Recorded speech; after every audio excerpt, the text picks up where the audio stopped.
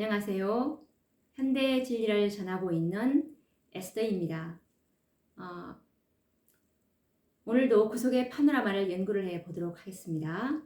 오늘 연구할 주제는 이 마지막 사건들에 대해서 순서대로 우리가 어떻게 이 사건들이 전개가 되는지를 한번 알아보도록 하겠습니다. 이 마지막 때는 예수님께서 지성소에 들어간 이유를 마지막 때라고 하는데 예수님께서 이 마지막 때에 우리에게 5번의 기회를 주셨습니다.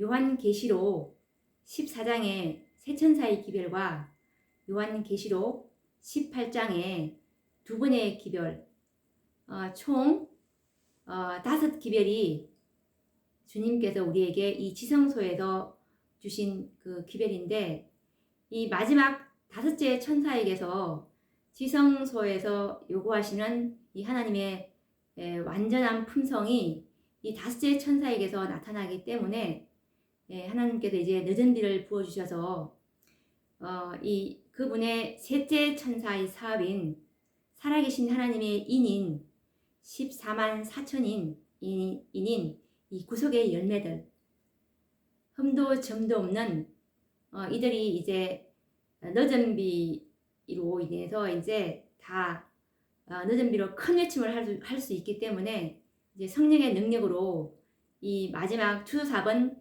끝마치게 될 것입니다. 그래서 이제 오늘 이러한 관계를 이제 차근차근 알아보도록 하겠습니다.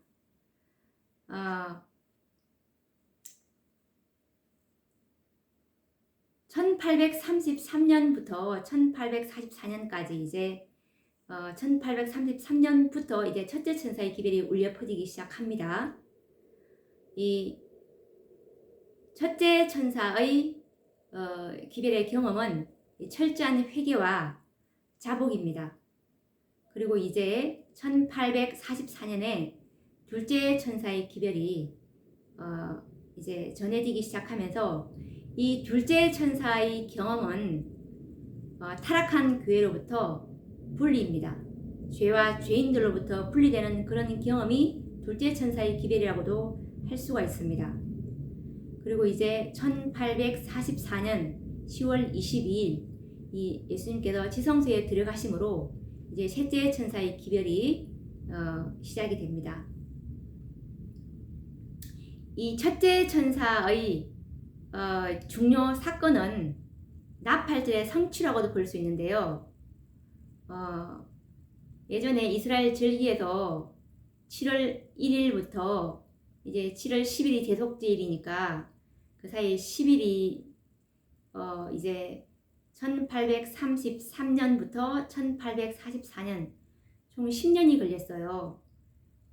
그래서 이제 이 하루는 1년이라는 계산 하에 예전에 7월 1일부터 7월 10일까지 이제 첫째 천사와 둘째 천사의 그 중요 사건이 이제 대속제일 1844년 이전까지 대속제일 전에 이 나팔절의 이제 성취를 보게 되는 셈이죠. 왜냐하면 1833년부터 1844년까지 이 첫째 천사와 이 둘째 천사의 기별이 그 안에서 이제 성취가 되었습니다. 그리고 셋째 천사의 기별이 1844년부터 10월 22일부터 이제 전해지기 시작했는데, 이 셋째 천사의 기별의 경험은 성소 정결입니다. 죄가 도말되는 흠도 점도 없는 그 하나님의 교회, 이 14만 4천인들이 이제 탄생되는 그런 시작이죠. 그래서 이 셋째 천사의 중요 사건은, 셋째 천사 기별의 중요 사건은 대속제일이라고 볼 수가 있고, 그리고 지성소의 문이 열리기 시작하면서 무너진 하나님의 안식일이 회복되기 시작합니다. 그리고 14만 4천인인 살아계신 하나님의 인침이 시작이 되고 조사 심판이 시작됩니다. 죽은 자와 산 자의 심판이 시작이 되죠. 그래서 이제 이때를 우리가 1844년을 마지막 때라고도 할 수가 있습니다. 이렇게 해서 이제 1888년도에 하나님께서 이 셋째 천사의 기별의 능력과 힘을 주기 위해서 이 넷째 천사의 기별이 전해지기 시작합니다.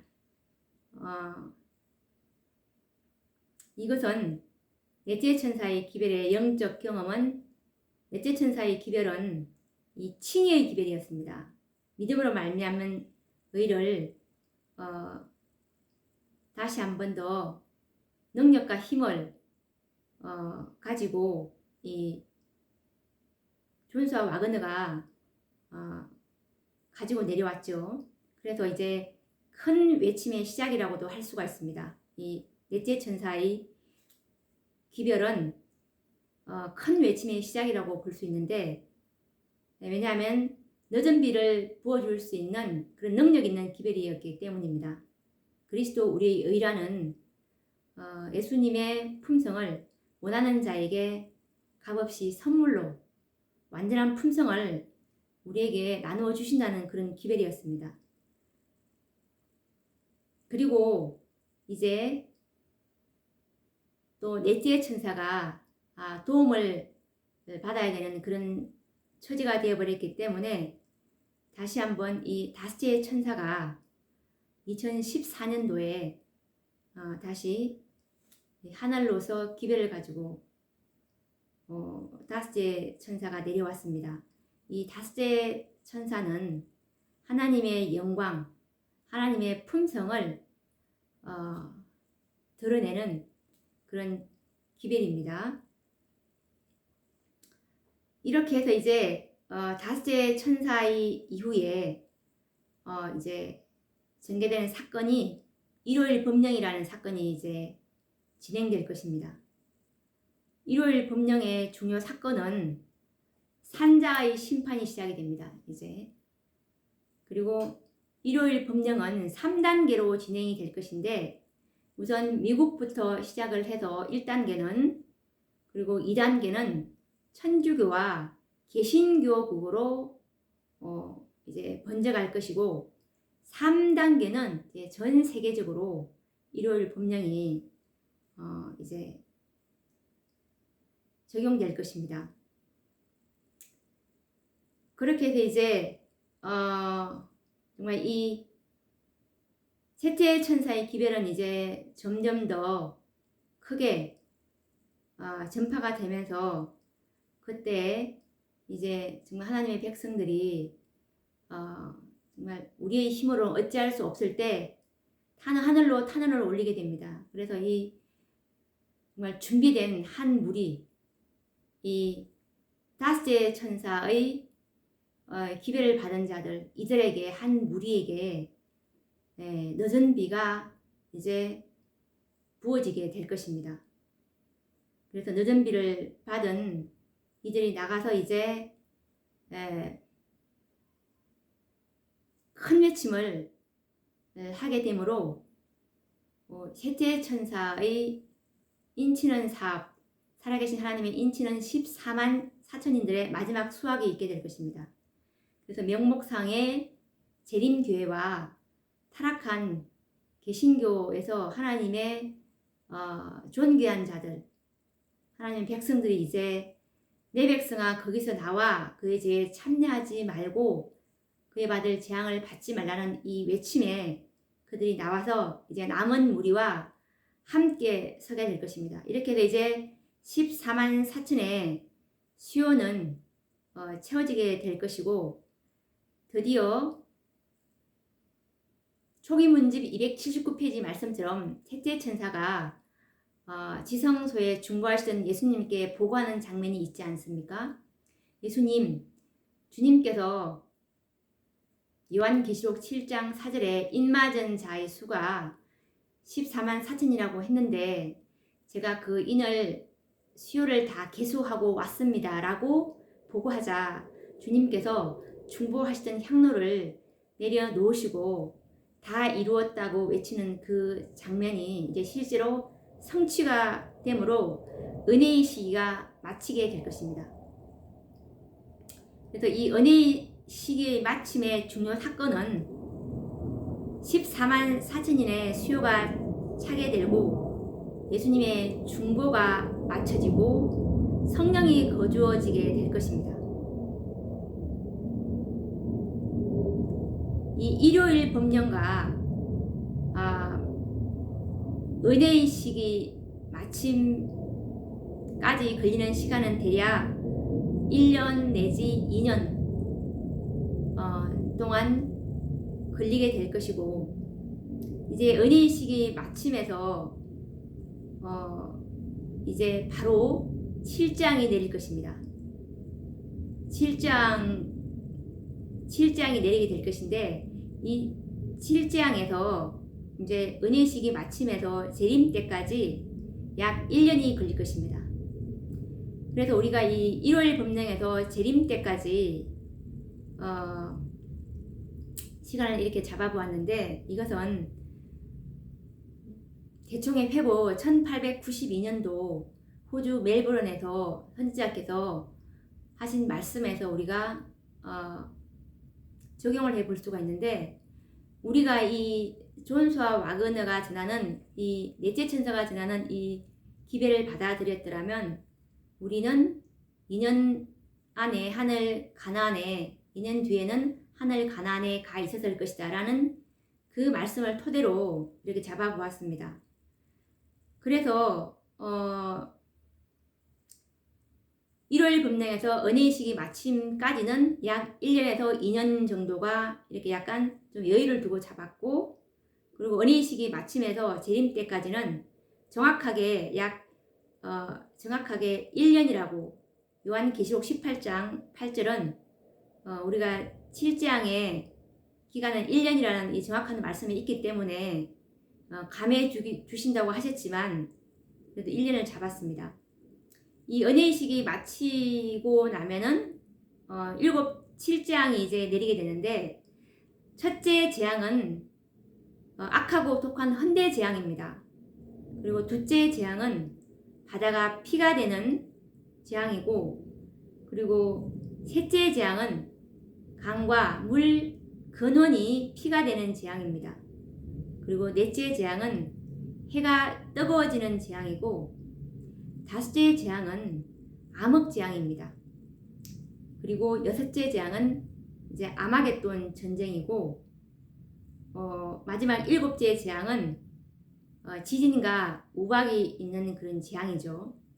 이때 일곱째 재앙 초기에 이제 특별 부활이 있게 되는데 하나님의 음성으로 이것은 다니엘 12장 2절과 요한계시록 1장 7절 말씀에 보면 특별 부활이 있게 될 것인데 이때 이제 셋째 천사의 기별을 믿고 죽은 이 14만 4천인들 이들이 이제 일어나게 될 것이고 그리고 이제 예수님을 찌르고 조롱한 그 악인들도 같이 일어나게 될 것입니다.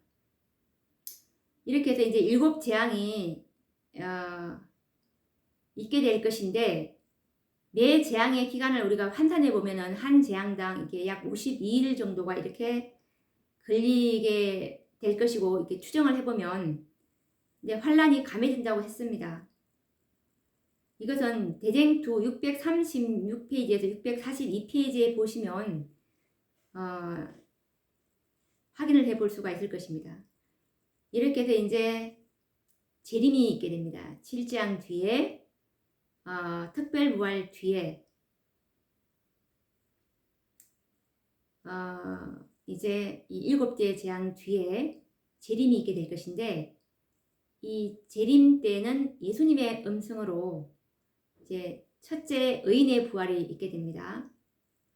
중요한 사건은 이 재림 때의 중요한 사건은 의인들이 부활하게 되고 그리고 의인들이 성천하게 될 것이고 악인들은 사망하게 될 것입니다.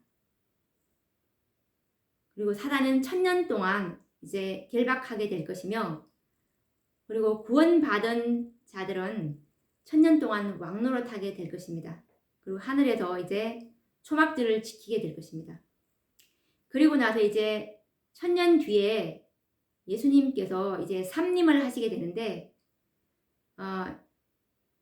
지구로 이 땅으로 다시 내려오게 됩니다. 감람산에 새 예루살렘 도성이 이제 안착을 하게 됩니다.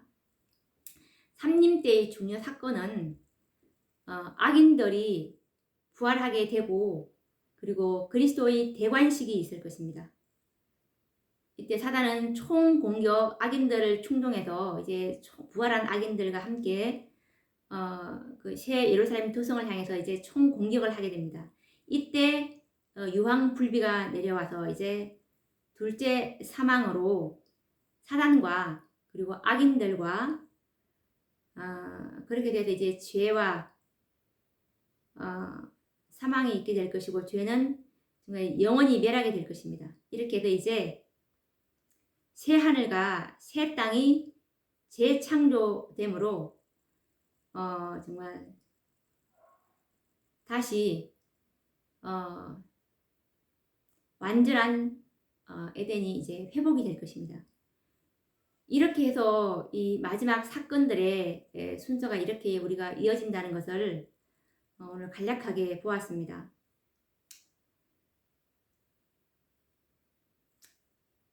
이 1월 법령 이후에 이 하나님의 백성들이 재림 때까지 이제 삼중 연합 세력으로 많은 고초를 겪을 것입니다. 개구리 같은 새 들어온 영이 삼중 연합인데, 이들이 누구냐면 거짓 선지자, 이들은 타락한 교회들입니다. 그리고 짐승, 이것은 불법의 비밀인 법안권이죠. 그리고 이방 세력들인 이 용, 거짓 선지자, 짐승, 이 용이라는 이 개구리 같은 새 더러운 영과 우리는 싸우게 될 하나님의 십자가의 군병들로서 사단의 머리를 이제 부수게 될 것입니다. 이렇게 해서 정말 이 짐승과 그의 우상을 이긴 자들이 정말 승리해서 하늘 유리바닷가에서 승리한 그 경험을 요한계시록 15장에 우리에게 미리 보여주시고 계시는데, 주님께서 정말 이제 이 마지막 사건들이 이렇게 끝이 나므로 이 마지막 세대를 살고 있는 이 14만 4천인들은 정말 예수님과 이 새하늘과 새 땅에서, 그것도 예루살렘 그 도성 안에서 예수님과 영원히 함께 그분을 항상 대면하면서 같이 보게 될 그 특권을 우리는 부여받았기 때문에 정말 모든 노력을 다해서 14만 4천인 가운데 들기 위해서 힘써 우리는 노력해야 할 것입니다. 그리고 이 다섯 천사의 기별에 의한 사업의 범위와 큰 외침의 실상에 대해서 잠깐 살펴보도록 하겠습니다. 다섯 천사의 기별에 의한 사업 범위와 큰 외침의 실상에 대해서 알아보려고 하는데, 우리가 첫째부터 이제 다섯째 천사의 기별에 의한 그 사업의 범위와 그 사업의 그 파급적인 확산의 규모를 우리가 좀 알아야 될 필요가 있을 것 같은데, 우선 첫째부터 이제 둘째, 셋째, 넷째, 다섯째까지 천사들 각자의 사업이 점점 더 큰 규모와 범위가 확대되고 발전되리라는 견해가 일반적인 기대입니다. 그런데 실상은 정반대인 상황으로 진행되어 나타날 것입니다. 이것이 무슨 말씀이냐면, 이제 삼각형 구도로 본다면 사람들이 잘못 생각하고 있는 일반적인 견해는 이렇게 역삼각형 구도라고 볼 수 있습니다. 이렇게 첫째 천사의 기별이 맨 아래, 그 다음에 둘째, 셋째, 넷째, 다섯째. 그렇게 되면 이제 사업의 규모는 점점 갈수록 첫째보다는 둘째가 더 범위가 커지고, 셋째가 범위가 커지고, 넷째가 범위가 커지고, 다섯째가 제일 커진다. 이렇게 알고 있지만 정반대라는 의미입니다. 이렇게 역삼각형이 아니라 이렇게 일반적인 삼각형입니다. 첫째 천사의 기별의 사업 범위가 제일 넓었고, 그 다음에 갈수록 두 번째 또 더 적어졌고, 그 다음에 셋째는 더 적고, 넷째 천사는 더 적고, 다섯째 천사는 더 적게, 이렇게 나타나는 것이 이게 맞는 것입니다. 이것은 첫째와 둘째 천사의 재림운동이 가장 컸습니다. 그리고 그 범위는 거의 전 세계적이었죠. 셋째 천사의 사업은 이 윌리엄 밀러의 재림운동의 실패로 재림의 열기는 거의 사라지고 적은 무리들에 의해서 미국에서 조용히 발전되기 시작해서 오늘까지 이루고 있습니다. 그런데 그 파급 효과는 첫째와 둘째 천사의 능력에 미치지 못하고 있죠. 그리고 넷째 천사의 사업은 개신교회와 세상은 알지 못한 채 1888년 재림교회 안에서 시작된 운동이었습니다. 지금도 다만 재림교회 내에서만 확산 파급되고 있는 현재 진행형의 사업이라고 볼 수가 있습니다. 이 다섯째 천사의 운동은 넷째 천사의 기별을 깨닫지 못하는 일반적인 재림 성도들은 거의 이해할 수 없는 기별입니다. 이것은 이 다섯째 천사의 기별은 넷째 천사의 기별을 이해하고 받아들인 무리들 가운데서도 극히 적은 무리들에 의해서 일어날 운동입니다. 그렇기 때문에 이 외적으로 볼 때는 첫째부터 이제 다섯째 천사의 사업의 확산은 정삼각형의 도형처럼 진행된다고 볼 수가 있습니다. 이것은 우리가 화이 선지자의 첫 계시에서도 하늘 가는 백성들의 여정과도 일치합니다. 정말 시간이 지나면서 우리가 또 흔들림 장에 보시면 그 수요가 점점 줄어든다고 이렇게 나와 있는 그 말씀에서 근거하는 것입니다. 그런데 그 영적인 면에서 그 능력과 영광은 반대의 도형이 될 수도 있는데요. 그 사업의 그 실제적인 범위는 정삼각형 구도이지만 영적인 면에 있어서 그 능력과 영광은 우리가 이렇게 볼 수가 있습니다. 이 하나님의 영광을 아는 지식과 경험에서 더 높고 더 넓게 나타나고 있기 때문에 그렇습니다. 그 영광은 규모는 다섯째 그 천사가 규모는 적게 될 것, 사업의 범위는 수요는 적을 것이지만 그 나타나는 그들의 품성은 이 마지막 때 나타나는 이 하나님 백성들의 품성은 그 영광은 정말 이제껏 우리가 볼 수 없었던 가장 큰 영광과 능력으로 나타날 것입니다. 가장 큰 이적과 표적은 이 품성의 변화라는 원칙을 적용할 때 그렇습니다. 궁극적으로 온 땅을 환하게 하는 일은 정말 힘으로 능으로 되지 않고 오직 성령으로 늦은 비로 가능한 일이기 때문에 그렇습니다. 그래서 이 정말 그리스도의 완전한 그 늦은 비로 완전한 그 품성이 정말 온 땅에 환하게 되는 하나님의 영광을 아는 지식으로 충만하게 될 것입니다. 그래서 오늘 우리가 이 마지막 사건들과 그리고 이 다섯째 천사의 첫째 천사부터 다섯째 천사까지의 그 사업의 규모가 어떻게 될 것인지, 그리고 또 그 영광은 어떻게 나타날 것인지, 첫째 천사보다 둘째 천사보다 셋째 천사보다 넷째 천사보다 마지막 다섯째 천사에게서 하나님의 영광이 가장 극대화되는, 하나님의 품성이 가장 아름답고 완전하게 나타나는 것이 이 다섯째 천사에게서 나타난다는 것을 우리가 오늘 확인을 할 수가 있었습니다.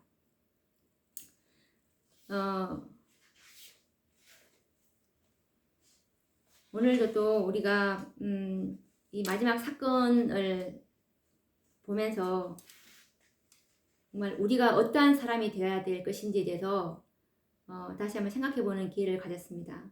정말 우리는 지성소의 그 영광으로 살아야 될 것이고 흠과 점이 없는 생애가 우리의 표대가 되어야 될 것이라는 생각을 다시 한번 더 해보게 됩니다. 그럼 또 다음 시간에 찾아뵙도록 하겠습니다. 감사합니다.